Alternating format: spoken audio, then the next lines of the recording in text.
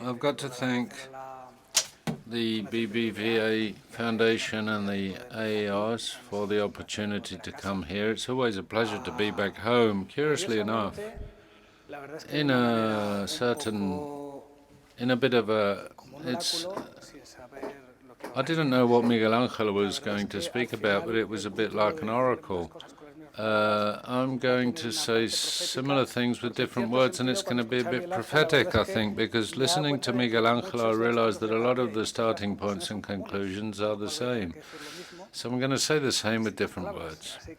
So in any event, the first thing that I thought about when I looked at this issue was this very problem, this cul-de-sac we seem to be in terms of looking at the repertoires that we have in concert halls and rooms right now.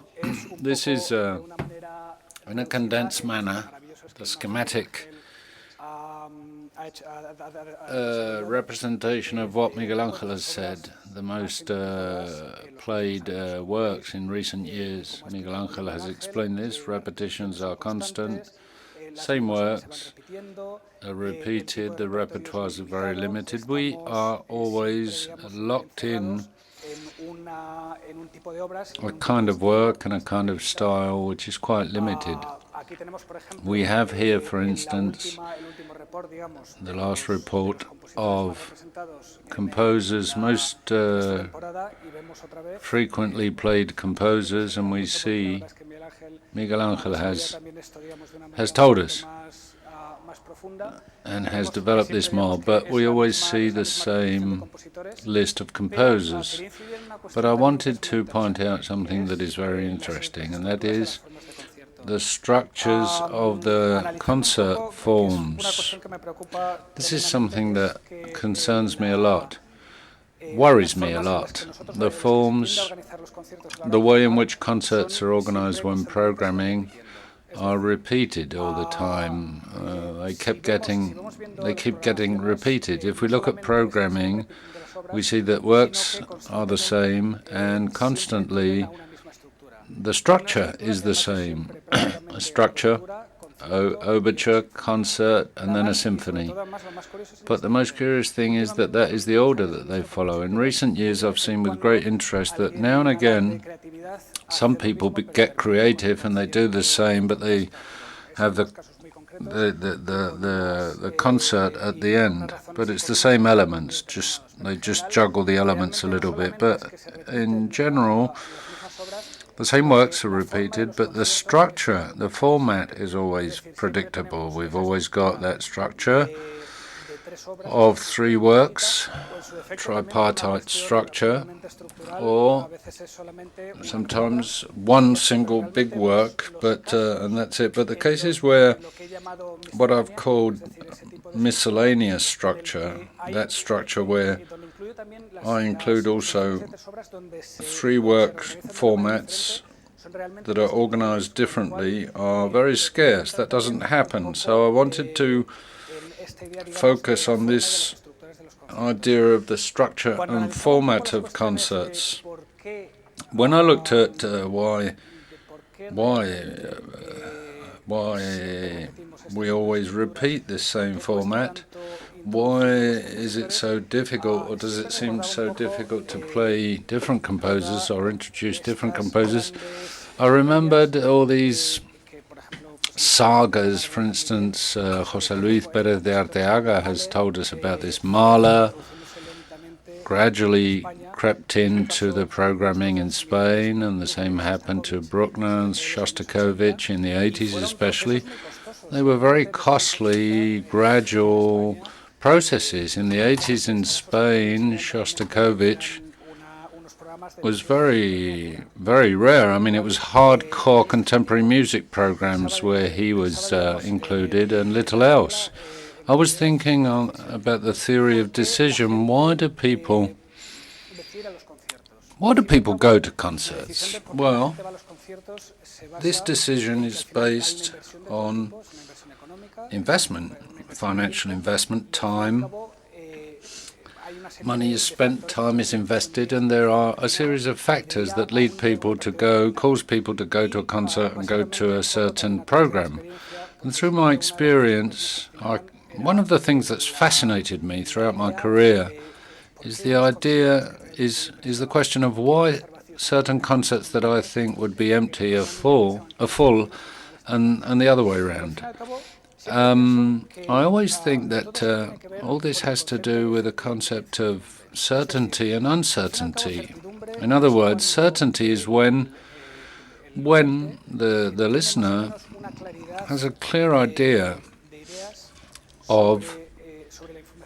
about what they're going to hear and be able to listen to, whereas in most concerts there is a certain level of uncertainty, especially with contemporary music, or these composers that are within that 75% that only have a few concerts played. And this has a lot to do with uncertainty, the uncertainty that the effort that we want to invest in terms of money or time when it comes to going to a concert or not, when deciding. And I always think when you analyze the processes that go on or that went on when Mahler, Shostakovich, Bruckner were included in the repertoire, I thought, well, at the end of the day, this is a gradual process, very slow evolution. These composers go from a state of uncertainty to a state of certainty among the audiences. If we think about when we think about Shostakovich, or we think of Bruckner or Mahler, these are composers that are now part of our imaginarium. But in the 60s, Mahler was a complete unknown. Going to a Mahler concert was completely uncertain in terms of what you expected. I think that the central idea here is going from that uncertainty to a certainty, where people know what to expect. But this is a slow process, and in that respect, I'm a bit pessimistic, because I think that it's not easy to try to program based on contemporary music, based on very aggressive in terms of introducing novelties. It's complicated because this expectation of the audience can be a factor that leads people not to go to certain concerts. So how can we gradually introduce this unknown music and make it attractive to people? How can we do this? How can we attract people? Well, I think that the question is to introduce something different, something novel, something that gives a reference, but something that gives a reference point to the audience. And I think that can be achieved through narrative. Miguel Angel has worked on this a lot, and he gave us examples of introducing another element, putting things into context, things that people know about, and give them a reference point in their mind so that they put things together. Somebody who's not very interested, for instance, in the preludes of Stimanovsky's work, but if you put that into context and you link it up with Chopin, well, then people suddenly recognize the potential experience. And in this regard, I wanted to talk about these narratives and how they have to do with creating context. And really, my idea is that content, it's very difficult to change content very radically, very quickly, but what we can do is we can gradually introduce certain elements in the format of concerts in order to do this in a more pleasant way and a more simple way for the audiences. One of the most interesting things is, for instance, to create what we call meta-references, to recreate historic concerts. For instance, the concert in Vienna, that was one of the most famous concerts, the consecration of spring. It's a program, that historic concert has been repeated many, many times, and that music, out of its context, is a very complicated music, but if you put it within the context of its original premiere, it becomes recognizable, so to speak. Another thing is to look for a common theme. This program here, I think, is especially interesting. We organized it this year, 2016, 400 years of Shakespeare's death. And we looked for a series of works, musical works, that were connected in some way with Shakespeare. And, curiously, when it came to promoting this program with a pianist we were working with, the number of concerts and the interest that this attracted trebled our expectations in terms of audiences, because there was something that people found recognizable and interesting. A lot of promoters were interested in organizing concerts around the figure of Shakespeare, and that's all. The repertoire wasn't that popular, but the context made it interesting. Another project that I'm working on now is the fairy tale project.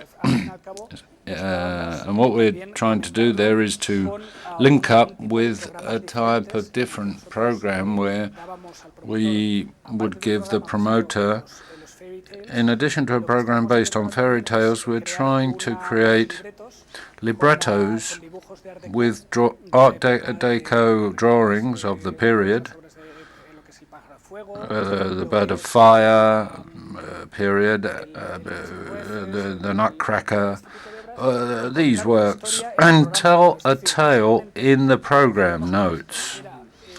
And the idea was not just to offer a program that had something to do with something that people could recognize, but also play a bit with the fairy tale idea to make the program itself a fairy tale. This is another example. When I spoke about how surprised some people are when it comes to certain programs, this was the greatest challenge for me. When we worked with the National Orchestra, in the cinema season we had, this was one of the most, it was sold out the 3 days. It was the most popular program we've had, and work by work I was fascinated. People went to see Ligetti's Requiem, which makes up half of the concert. But really, the audience, it wasn't the works that attracted them, it was that link, that narrative at the end. When you're telling them a story, when you're putting them into a context that they can recognize, that is familiar to them, that adds value to the experience. In that respect, to find things that click in the mind of the audience is very important. And music becomes secondary almost, and they discover a kind of music that wouldn't be of interest to them otherwise, because they wouldn't know about it, and they'd be afraid of getting bored and what have you. Then this is another type of project that is becoming very popular, which is, I think, has got a bit of a circus element in it. And it's this example here. Have you seen the 5 Prokofiev concerts? We're talking about 2.5 hours, all told. I don't know whether you've listened to them, ever listened to them together. This has been presented throughout the world, and with just a single pianist. The 5 concerts, 2.5 hours with the same pianist. But the attraction here, what we're achieving is the audience sits there for 2.5 hours and doesn't blink. Why? Because you are giving them something which becomes something familiar, and the fact that they're not so familiar with the music doesn't matter so much. And this is another example. Martin Frost, kind of artist who is now trying to tell stories when it comes to music. This kind of artist is becoming more and more popular. They're developing very, very interesting projects. Martin Frost, he doesn't work on repertoire, he works on ideas. Now, every project he does, it's around a given idea, and he selects a music, and he talks, and he tells a story that relates to that music. Genesis is based on the idea of the origin of time and dance.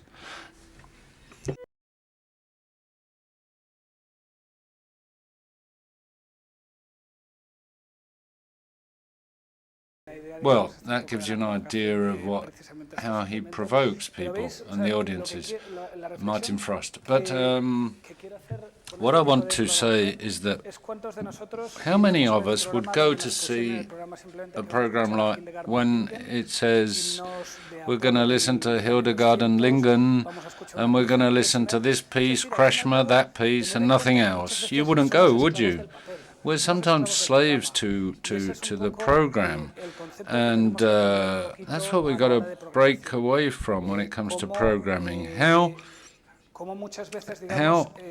it so often happens that the audience has a kind of menu in their head, and or they look at it and they're not interested in it. It's not appetizing. It's not interesting. So we've got to offer it to them in a different way. I wanted to mention another kind of narrative that we also see. Miguel Angel has spoken about this. I think they're very interesting things. When we really connect works together, this program made by Josep Pons and the Orchestra of Granada is very interesting because he links up works that are related, like the Brandenburg Concerto and Hindemith's music, works that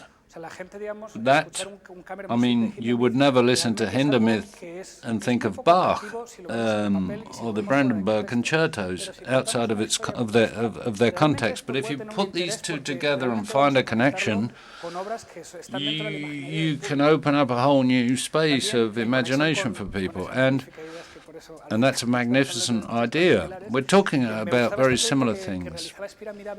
And this was Spittermirabilis, 3 pieces of Haydn at different times of the day. In the morning, midday, and in the afternoon. So here they played a little with the concept of music and time. Why must the concert take place in a room in 2 hours in the evening? We can change that too, without changing the repertoire. That is we can change the way we present it, and the catalogue of birds. The Aldeburgh Festival this summer, there were a series of concerts that were played at different times of the day to reproduce the song of the different kind of birds that would sing at different times of the day. Beginning, for instance, at 3:30 in the morning, which is when dawn broke in England. And this was done in an area of marshes where all the birds that are associated with the music live. And an ornithologist collaborated with this project and explained where the birds can be found and heard. And that was all put into context. And people were completely fascinated by this. And then I wanted to talk about a couple of festivals that also at the time were very interesting. The Rest is Noise. That was organized by Vladimir Jurovsky in London on the basis of the work of Alex Rose and Alex Rose, and organized a festival including 250 events. The other project is the project of the Philharmonia Orchestra, where Stravinsky is organized around different concepts. And this includes a series of talks, discussions, debates, chamber music, concerts, and Stravinsky's music is all linked up in an incredible manner. And then this is another project which I'd like to do sometime in my life, which is to use liturgical cycles and have 4 passions in 4 different seasons, and connect up what we call transverse dialogue. That is to say, not just a given cycle in a given space, but to have a dialogue, establish a dialogue between different seasons. And then I wanted to talk about the Francesco Tristano project. Francesco Tristano is a similar artist to Martin Frost, and he does these different things. First, he plays Bach's concerto, which people know very well. Then he plays his own concerto, Island Nation, which is influenced by pop rock a lot, and then ends up with an electronic music session. It's a 3-part concert, and he plays with the repertoire and the format itself. And then, finally, to finish, I wanted to quote 2 examples that you probably know. First, the famous Passion according to St. Matthew with the Philharmonic Orchestra of Berlin, and with Peter Sellers, what they did was a choreography which connected up very well with the spirit of the work. It was the passions were thought and designed to be represented within this context, a given context.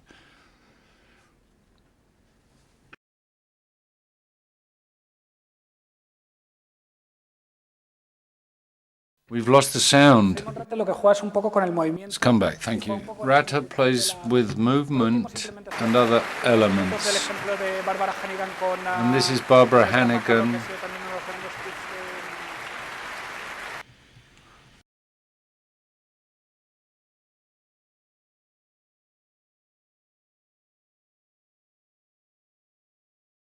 That is really brutal. I recommend it.